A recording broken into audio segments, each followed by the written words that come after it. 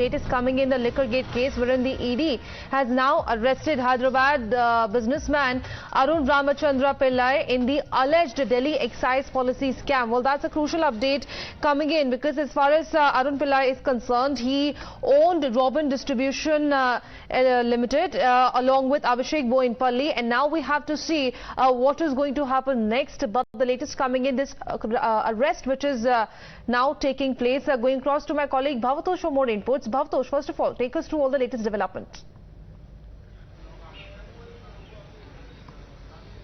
Shivya, he was in fact charge sheeted by the Central Bureau of Investigation in the alleged Delhi excise policy scam. In that case, he managed to get bail, but for past few days he was being questioned by the Enforcement Directorate. Briefly, his alleged role in this scam is that he was part of the formulation of then excise policy 2021-22, which means that he was part of the South Group, which got the 9 of the 32 retail zone. Effectively, it means that that he was part of the group that led to the cartelization of the entire system, and this cartelization led to loss of government exchequer, which now, according to the Enforcement Directorate, but the excise policy was in existence only for 8 months. It was not for a very long time. Importantly, it has also been said that because he was part of the South Group, they had access to the draft excise policy much in advance than it became public when it was uploaded on the website 3 to 4 days in advance. Now, why it is important is that once South Group had access to the excise policy, they made certain changes, including the very fact that profit margin was increased from 5% to 12%, which for wholesaler was a huge thing, because this led to increase in consumption of alcohol in Delhi. The entire thing of offering one bottle free with 2 bottles, and that was the reason why, despite increasing consumption in Delhi, the revenue was actually going down in the capital. And this is a thing that has not been yet explained, why this was actually happening in the capital. Arun Ramchandra Pillai was reportedly being summoned by the Enforcement Directorate for a very long time.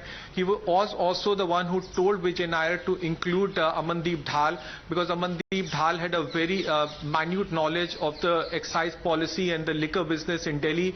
Amandeep Dhal was arrested 10 days earlier. He is the 11th arrest that has been made by the Enforcement Directorate in this case. And also, as far as Arun Pillai is concerned, he is also a front man for the liquor manufacturer group from the south, and was also allegedly given 32.5% of shareholding of Indo Spirit. So, Bhavatosh, as far as the arrest is concerned, on what charges this arrest has taken place?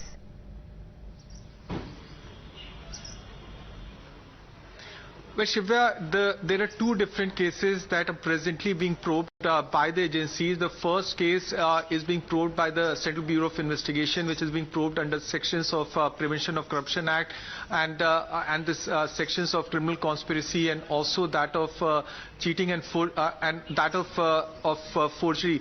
The other case, which is the case that is being pursued by the Enforcement Directorate, that case is under section 4 and 5 of money laundering, where Enforcement Directorate is looking at the possibility of various shell companies that were found and formed to launder the money, in which ED has already attached some assets. Now, here we are talking of how Indo Spirits was surreptitiously taken over by the South Group. 65% of the shares were taken over by proxies. Arun Ramchandra Pillai was one of the proxies of K. Kavita, allegedly of K. Kavita. K. Kavita has been questioned once by the Central Bureau of Investigation, not even once by the Enforcement Directorate. So one has to wait and see what happens next in this case.